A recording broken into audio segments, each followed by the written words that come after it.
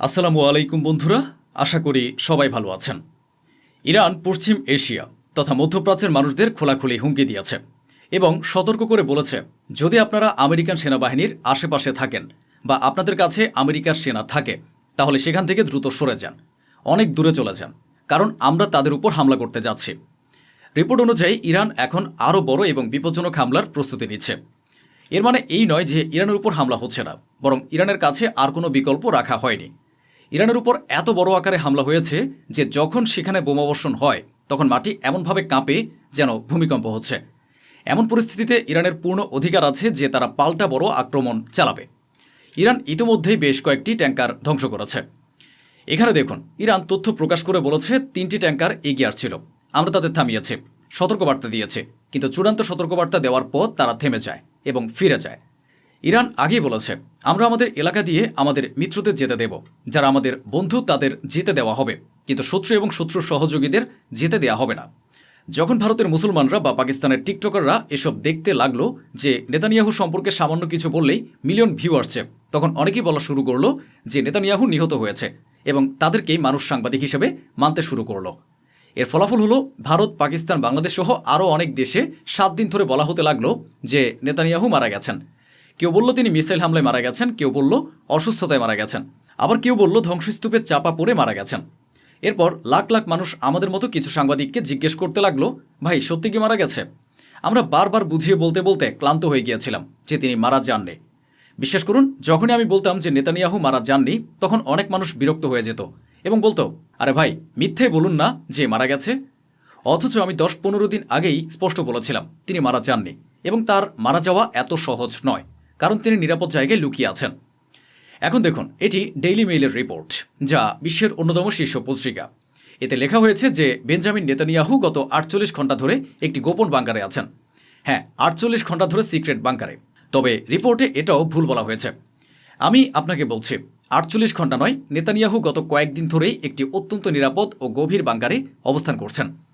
ইসরায়েলের নেতানিয়াহু এবং শীর্ষ কর্মকর্তাদের জন্য আলাদা স্তরের ডিপ বাংকার তৈরি করা হয়েছে, যেখানে বাংকার বাস্টার বোমাও পৌঁছাতে পারে না। তবে ইনশাআল্লাহ, আল্লাহ চাইলে সেখানেও পৌঁছানো সম্ভব হবে। ইরান যখন দেখল সবাই তাদের বিরুদ্ধেই অবস্থান নিচ্ছে, তখন তারা স্ট্রেট অফ হরমুজের নিরাপত্তা আরও কড়া করে দিয়েছে। এখন তারা প্রতিটি জাহাজের কাছ থেকে বিস্তারিত তথ্য নিচ্ছে, যা আগে নিতে হতো না। এমনকি খবর আসছে প্রতিটি জাহাজ থেকে তারা কোনো না কোনো ধরনের করও আদায় করছে। ইরান এখন পর্যন্ত বলছে যে যেসব হোটেলে আমেরিকান সেনারা অবস্থান করছে সেগুলোকেও তারা টার্গেট করবে। পরিস্থিতি ভালো হওয়ার বদলে বরং আরও খারাপ হচ্ছে।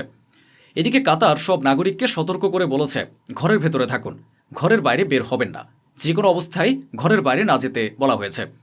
ইরানের কর্মকর্তারা বলছেন, এখন পর্যন্ত তারা তাদের মোট মিসাইল সক্ষমতার 70% ব্যবহারই করেনি।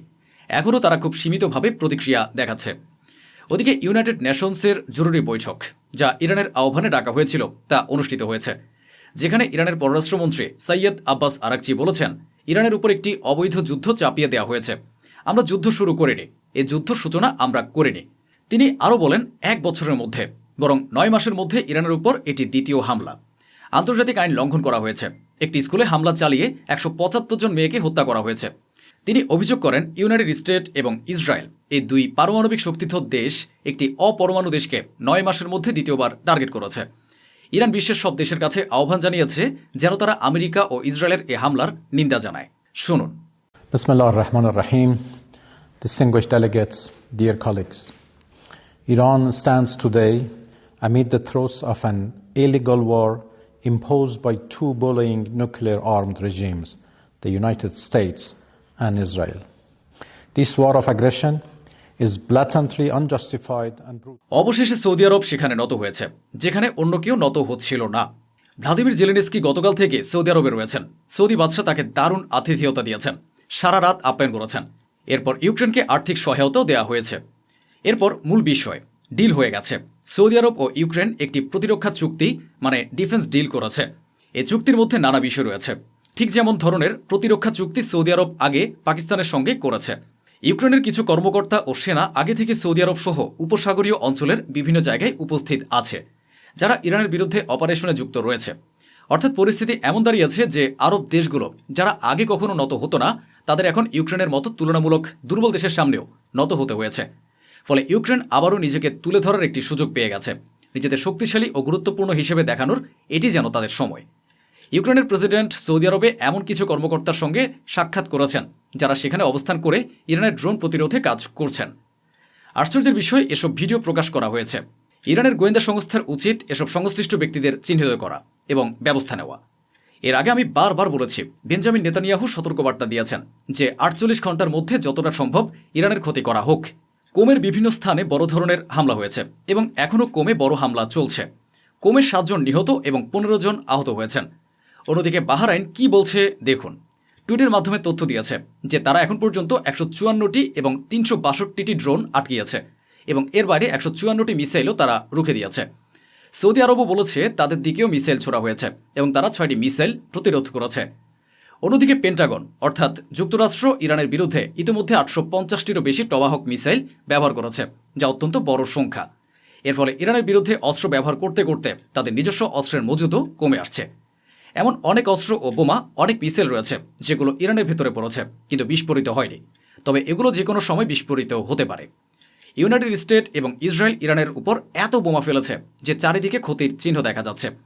এই ছবিগুলো সেই সব জায়গার যেখানে মিসাইল পড়েছে কিন্তু বিস্ফোরণ ঘটেনি, তবে এগুলো এখনও বিপজ্জনক, তাই সেগুলো সরিয়ে ফেলা হচ্ছে।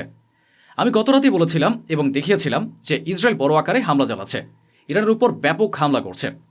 বেঞ্জামিন নেতানিয়াহু এর নির্দেশ ছিল 48 ঘন্টার মধ্যে যত বড় হামলা করা সম্ভব তা করে ফেলতে, কারণ তার আশঙ্কা ছিল ডোনাল্ড ট্রাম্প হঠাৎ করে কোনো চুক্তি করে ফেলতে পারেন, তখন আর হামলা চালানো সম্ভব হবে না।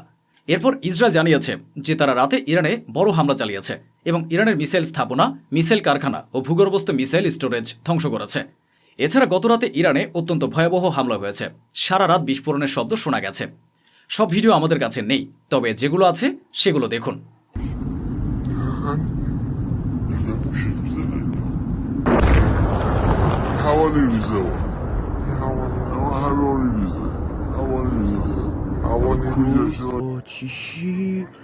ইরান আরও 15 জনকে গ্রেফতার করেছে যাদের বিশ্বাসঘাতক বলা হচ্ছে।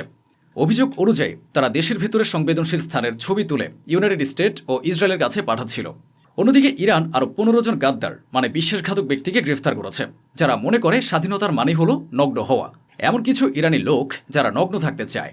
ইরানের ভেতর থেকে যেসব মেয়েরা ইসলামী সংস্কৃতি শেষ করে দিয়ে স্বাধীনতার নামে যা খুশি তাই করে। তো এমন আরও 15 জন গাদ্দারকে গ্রেফতার করা হয়েছে যারা ইরানের সর্বনাশ করার জন্য নিজের দেশের সাথে বেইমানি করে গোয়েন্দাগিরি করছিল এবং ইরানের ভেতরে সংবেদনশীল জায়গাগুলো ছবি তুলে আমেরিকা ও ইসরায়েলকে পাঠাচ্ছিল। ইরান জানিয়েছে এখন পর্যন্ত যুক্তরাষ্ট্র ও ইসরায়েলের হামলায় 320টিরও বেশি জাদুঘর ও ঐতিহাসিক স্থাপনা ক্ষতিগ্রস্ত হয়েছে। অন্যদিকে ইউনাইটেড কিংডম বলেছে ইরান বিশ্ব অর্থনীতিকে জিম্মি করে রেখেছে। এই মুহূর্তে ইরানকে ব্যাপকভাবে ক্ষতিগ্রস্ত মনে হচ্ছে। দেশের বিভিন্ন জায়গায় যে বাড়িঘর ক্ষতিগ্রস্ত হয়েছে সেসব বাড়ির উপর ইরানের কর্মকর্তারা নিজেদের পতাকা লাগাচ্ছেন। এদিকে আরব দেশগুলো চিৎকার করে করে ইউনাইটেড নেশনসের একটি বৈঠক ডেকেছে এবং এই বৈঠকটি ক্লোজড ডোর অর্থাৎ বন্ধ কক্ষে হবে, কোনো তথ্য বাইরে প্রকাশ করা হবে না। ওদিকে পাকিস্তানের পর এবার জার্মানির পররাষ্ট্রমন্ত্রী বলেছেন যে খুব শিগগিরই ইরান ও ইউনাইটেড স্টেটের কর্মকর্তারা পাকিস্তানে সাক্ষাৎ করতে পারেন।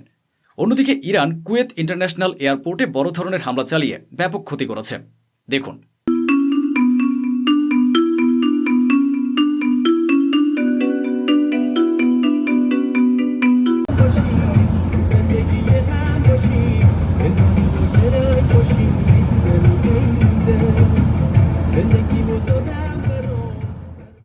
এদিকে জাতিসংঘে ইউরোপীয় ইউনিয়নের প্রতিনিধি বলেছেন এই মুহূর্তে বেসামরিক মানুষের উপর হামলা বন্ধ করতে হবে। যেখানে যেখানে এই যুদ্ধে সাধারণ মানুষ টার্গেট হচ্ছে সেখানে হামলা বন্ধ হওয়া উচিত। তারা দুঃখ প্রকাশ করে বলেছেন ইরানের শিশু ও নিরীহ মানুষের উপর যে হামলা হয়েছে তা নিয়ে তারা অত্যন্ত দুঃখিত। 48 ঘন্টা পেরিয়ে গেছে কিন্তু ইরান এখনও পরিষ্কার করে বলেনি যে তাদের নৌবাহিনীর প্রধান জীবিত আছেন কিনা নাকি ইসরায়েলের দাবি অনুযায়ী তিনি নিহত হয়েছেন। 48 ঘন্টা পর আবারও ইসরায়েল দাবি করেছে যে তারা আইআরজিসি এর একজন শীর্ষ কমান্ডারকে হত্যা করেছে। অন্যদিকে ইন্দোনেশিয়ার প্রেসিডেন্ট ইরানের প্রেসিডেন্ট মাসুদ পেজেশকিয়ানের সঙ্গে ফোনে কথা বলেছেন এবং অনুরোধ করেছেন যেন স্ট্রেট অব হরমুজে আটকে থাকা তাদের তেলবাহী জাহাজগুলোকে চলাচলের অনুমতি দেওয়া হয়। এদিকে ইউনাইটেড আরব আমিরাত খুবই অস্থির হয়ে আছে। বারবার যখনই কার্ক আইসল্যান্ড দখলের কথা ওঠে তখন ইউএই এর নাম আসে যে তারাও হামলায় অংশ নিতে পারে।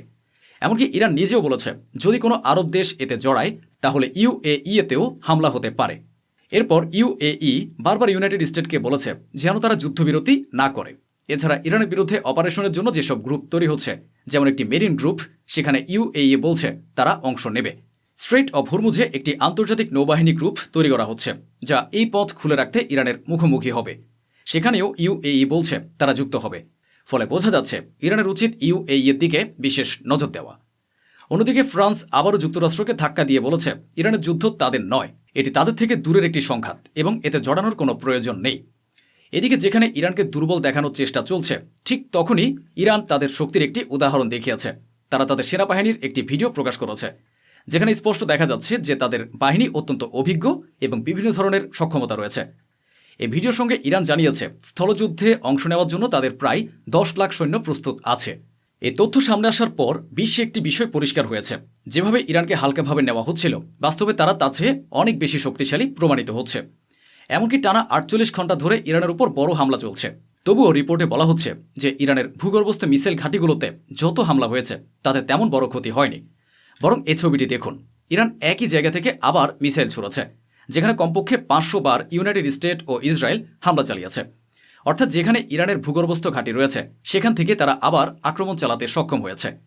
ইরানের তেমন বড় ক্ষতি হচ্ছে না, বরং তাদের যেসব ঘাঁটি আছে সেগুলো এখনও সক্রিয় রয়েছে। তো বন্ধুরা, এই ছিল আজকের আয়োজন, যা স্বচ্ছভাবে আপনাদের সামনে তুলে ধরা হলো। আশা করি আমাদের এই প্রচেষ্টা আপনাদের ভালো লেগেছে। অসংখ্য ধন্যবাদ। সুস্থ থাকুন, ভালো থাকুন।